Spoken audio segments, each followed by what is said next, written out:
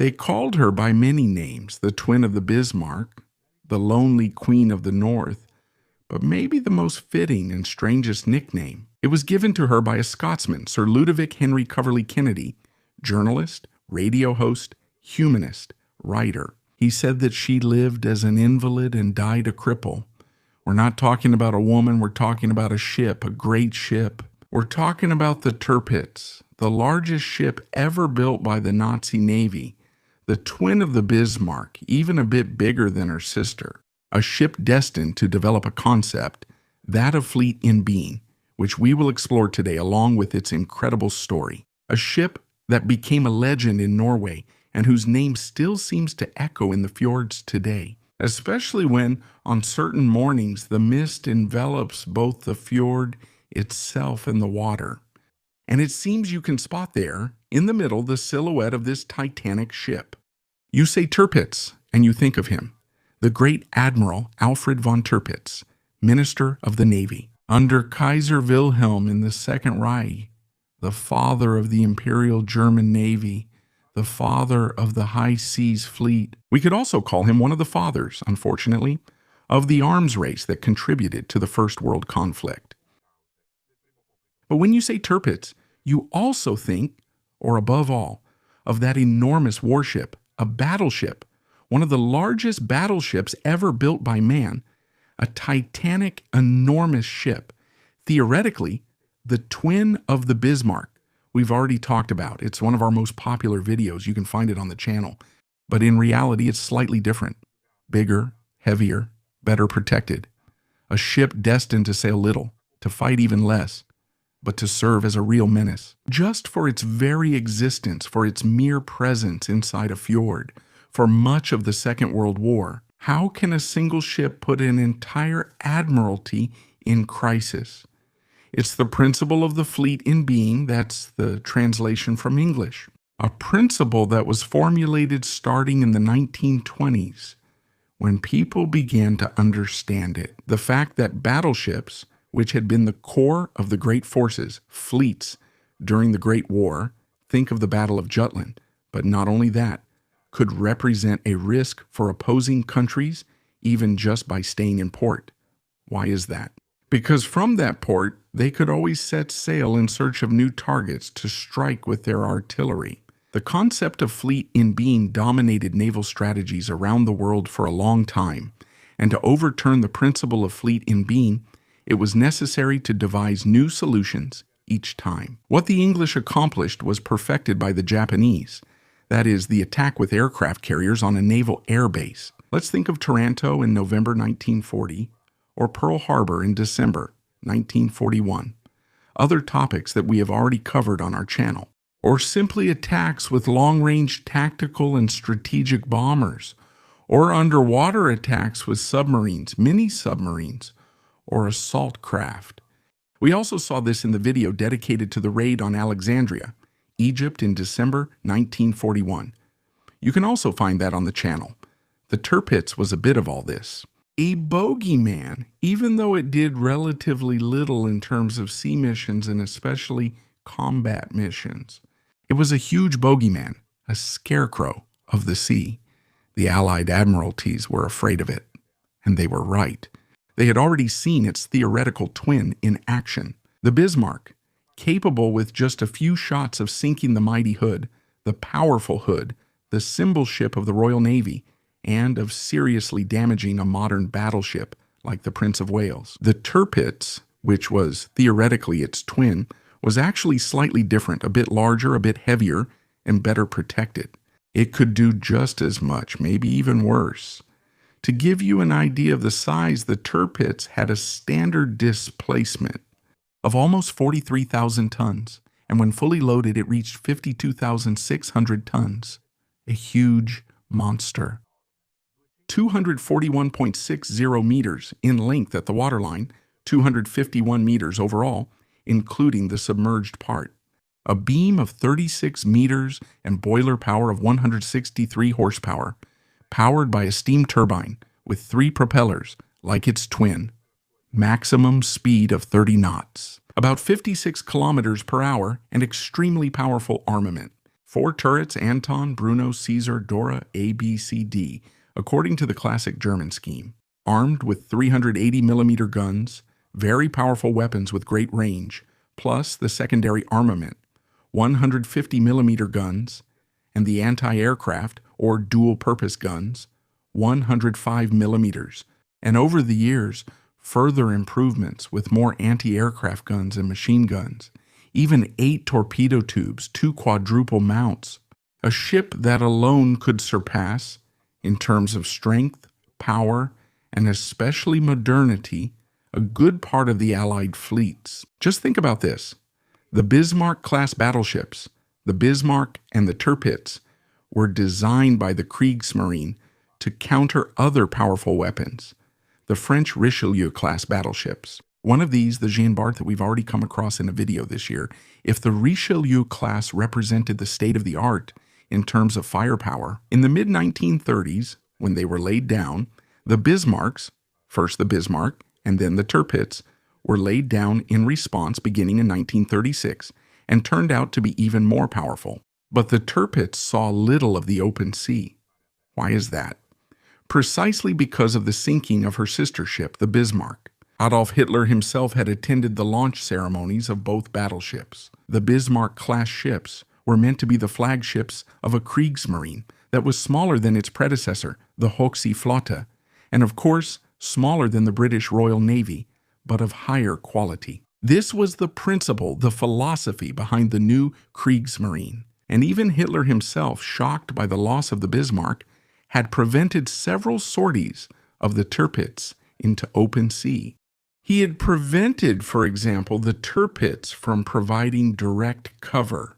He only authorized its use as a decoy, that is, as a diversion, during the Channel Dash, the run through the Channel by the Scharnhorst and the Gneisenau, returning from Brest to Germany. The Tirpitz was too valuable to be risked for something like that. If you look closely at the few naval operations of the Tirpitz, they had been reduced at the beginning in November 1941 with the deployment in Norway, and even before that in the decision in September of the same year to include her in a revived Baltic fleet, which in practice, however, had never actually set sail. A fleet that was supposed to counter possible sorties by the Soviet fleet in the early stages of Operation Barbarossa, but which in practice had done absolutely nothing. During that period, the Tirpitz had only trained, together with her crew, using the old battleship Essen, converted into a radio-controlled target ship, like for target practice, simply to test their own onboard artillery. Since November 1941, Grand Admiral Erich Raeder, the absolute head of the Kriegsmarine, had proposed and obtained the deployment of the Tirpitz in Norway, with a dual purpose. One was the so-called fleet, in being, that is, to distract a large part of the British Royal Navy with the threat, with the possibility that, from the fjord where it had been sent, the Tirpitz could go out to sea, hunting for convoys heading toward the Arctic, toward the Soviet Union, convoys loaded with weapons and food supplies, necessary to support the Soviet war effort against the Nazis. On the other hand, the Tirpitz had exactly that role, occasionally going out to hunt for convoys. It's a pity that during its rare sorties that, by the way, were very costly in terms of fuel for a nation like Germany, which month after month saw its fuel oil reserves dwindle. As we were saying, it's a pity that on those missions the Tirpitz never really managed to engage the enemy. Why was that? Because in 1941 the Allies had already developed the decryption system for the Enigma machines at Bletchley Park, the cipher machines used by the Germans to send official dispatches. The British knew about Tirpitz's movements. For example, Admiral John Tovey, the commander-in-chief of the British fleet, was not always promptly informed about the activities of the Tirpitz. It so happened, for example, that during the first transfers, Tovey learned about the battleship being positioned in Trondheim only 3 days after the ship had arrived in Norway. On the other hand, British espionage and the equipment at Bletchley Park required constant updates. But it must also be said that during Tirpitz's sorties towards the open sea, towards targets, The Allies were most often informed and knew how to avoid Tirpitz's long-range guns.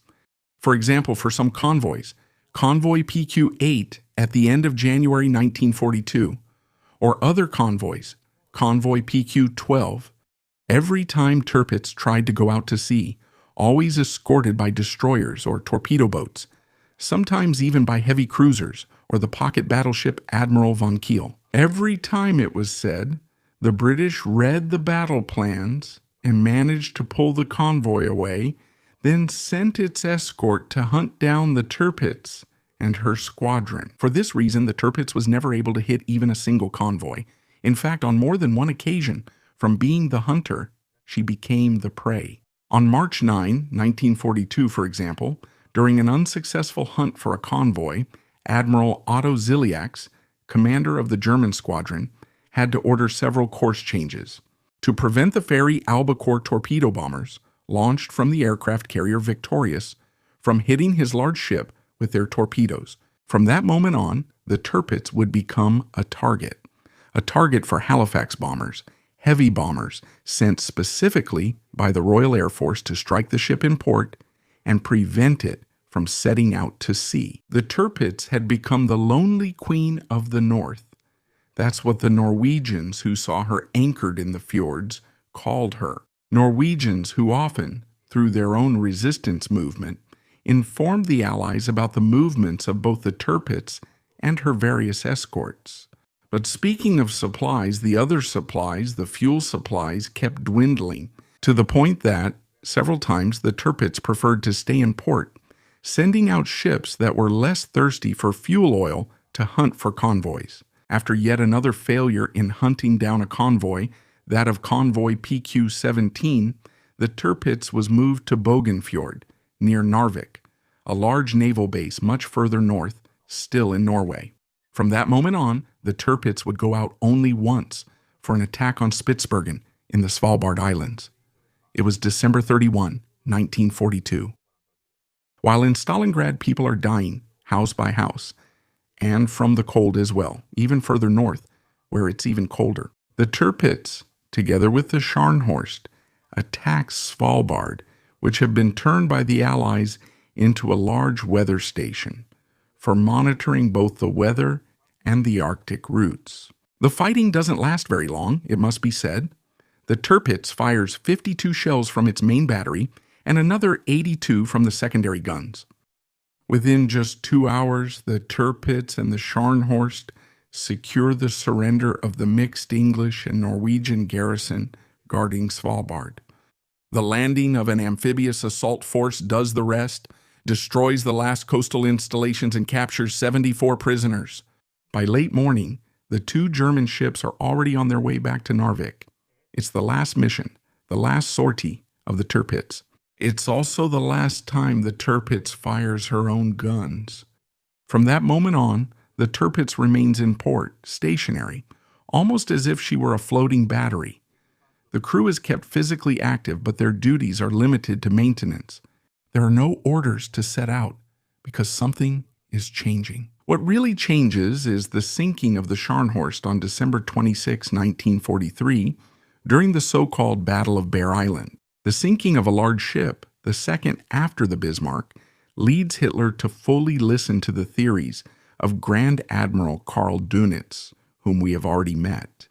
For Grand Admiral Karl Dönitz, surface ships are useless to the German war effort. At most, they can be used as floating defensive positions, but it's pointless to waste precious fuel on ships that, according to years of data, no longer achieve practical results. They can't sink convoys, let alone sink warships. The days when Scharnhorst and Gneisenau surprised the English fleet just outside Narvik and Trondheim, sinking the aircraft carrier Glorious with gunfire, are long gone. For this reason, Hitler sides with Dönitz, and from that moment on, the Tirpitz remains motionless and still there, waiting for the inevitable. The various operations, Operation Source, the first British attack in port, an operation carried out using the new midget submarines.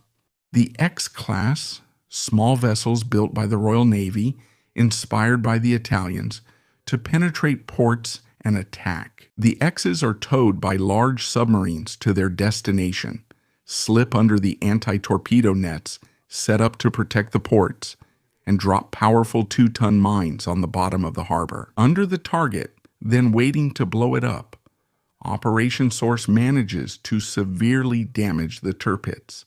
The first mine dropped explodes in front of the Caesar turret, the third one, the elevated one, at the stern. The second one detonates about 45 to 55 meters from the port bow. Some tanks break, and the armor opens up in some places. A large indentation also forms on the bottom of the ship. Some double-bottom bulkheads bend. More than 1,400 tons of water enter the ship. The Tirpitz is still afloat, but barely. The ship Neumark is sent to try to carry out the most useful repairs. Repairs that last until April 2nd, 1944. Enough to prevent the Tirpitz from even thinking about going out to sea during the winter period. But the Allies are not satisfied with having severely damaged the battleship. So more offensive operations. Operation Tungsten, with aircraft launched from the main aircraft carriers, the Victor, the Victorious, and the Furious, as well as from the escort carriers, the Emperor, the Fencer, the Pursuer, the Searcher. Then Operation Planet, Operation Brown, Operation Tiger Claw, Mascot, and Goodwood, all bombing operations, always from aircraft carriers, always trying to finally sink that damned battleship once and for all. All operations that either cause minimal damage or none at all, to the point that the Tirpitz manages, time and again, to shoot down the attacking planes with its gunners.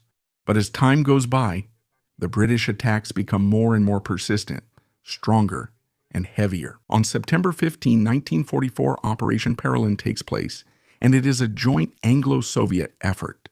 The British requested the use of the forward air base at Yagodnik in Russia, where there are as many as 23 heavy Lancaster bombers, many of them carrying tallboy bombs, specifically designed to destroy large targets.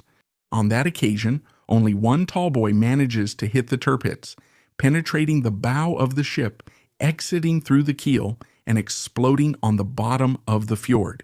The bow is flooded by about 1,000 tons of water. The ship is forced to beach her bow forward, now unfit for navigation, with her bow torn open and deformed. For this reason, after carrying out some repairs, they try to move the ship further north, to Tromsø, thinking this would limit the range of action.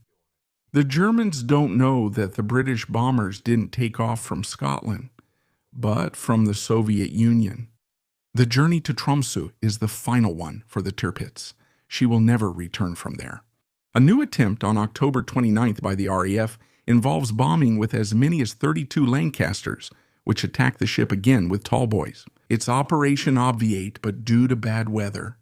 No serious damage is reported except for the damage to the rudder of the Tirpitz's left shaft, which is still there, still afloat. And so, we come to November 12, 1944. It's the last attack, Operation Catechism. As happened before, the Tirpitz reacts furiously to the Lancaster attack. This time, too, she uses her powerful 380mm cannons with fragmentation shells, shrapnel, as a barrage. When the bombers approach the battleship, and there are as many as 32, they drop 29 tallboys on the ship. Of these, 29 are direct hits. Other bombs fall inside the anti-torpedo barrier, but they don't do much. They mostly damage the seabed. But the two bombs that hit their target are the ones that seal the fate of the Tirpitz. The first one penetrates the ship's deck between turrets Anton and Bruno, where at the bow between turret Anton, which is the first one, and Bruno, the super-firing turret above it. But this one doesn't explode, it simply breaks through the armored sections. The second bomb, on the other hand, hits midship between the aircraft catapult and the smokestack. This one causes real devastation. A huge hole, a crater, is opened on the side and the bottom of the ship. The entire section of the belt armor, right next to the point where the ship was hit, collapses. It's destroyed. There's a third bomb that grazes the left side of the Caesar turret. But what interests us is what the second bomb did. The impact in the center of the ship causes significant flooding. The ship starts to tilt. It keeps tilting more and more. it tilts to port. The first tilt, between 15 and 20 degrees, is already quite a lot. But even worse, it gets worse in the next 10 minutes. The tilt increases up to 40 degrees. It's at that moment that the captain of the ship gives the order to abandon.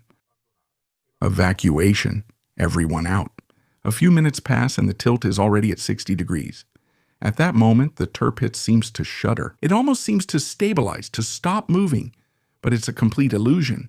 8 minutes pass. There's a huge explosion. It throws the Caesar turret into the sea. The explosion is so powerful that fragments of the turret, falling back into the sea after rising 25 meters into the air, hit some lifeboats and some sailors who were swimming toward the shore, and it crushes them. That last explosion is the end of the Tirpitz.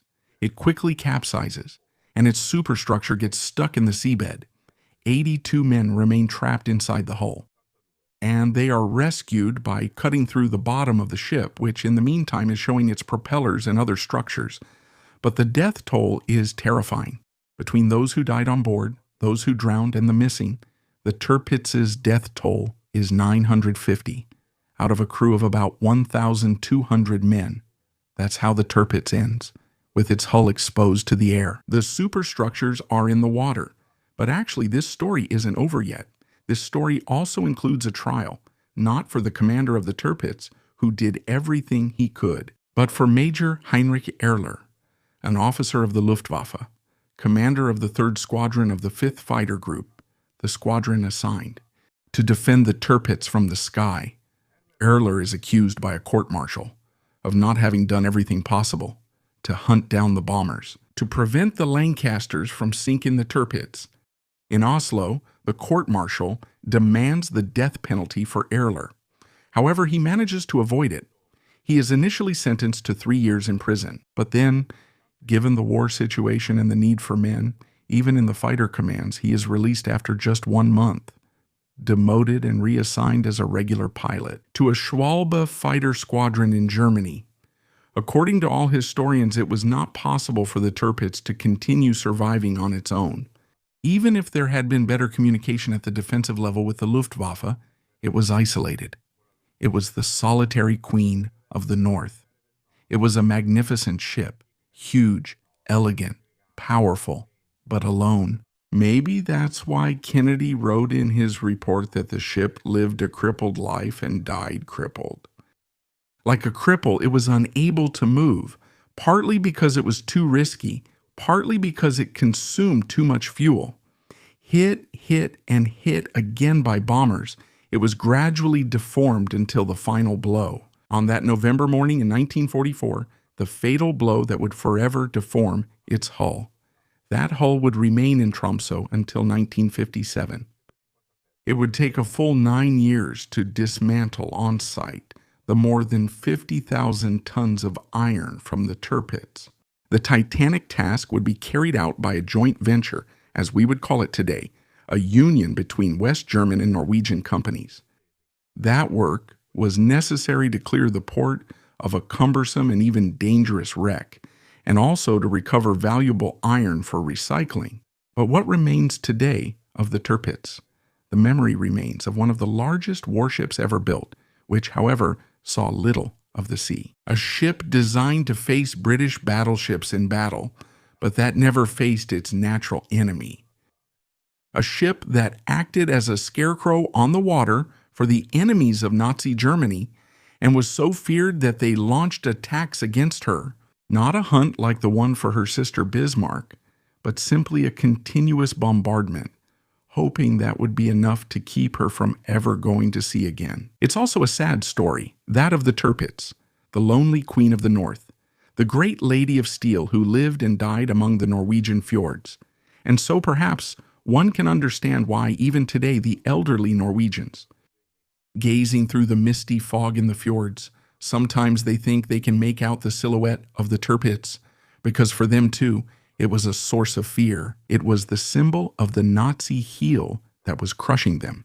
It was the target for them and for their English allies to free themselves from that yoke, from that heel. It was also a companion on the sea for the fishermen who returned in the mornings after nights spent out on the open water. They would see that steel monster dangerous, menacing, yet silent, motionless, there, in the fjord, with a regal appearance, yet wounded, as if it were a new King Arthur missing an arm, limping, half-blind, destined by its master to remain in such a hostile environment, in that alien place among the ice, awaiting an inevitable end that would come, as expected, from the sky.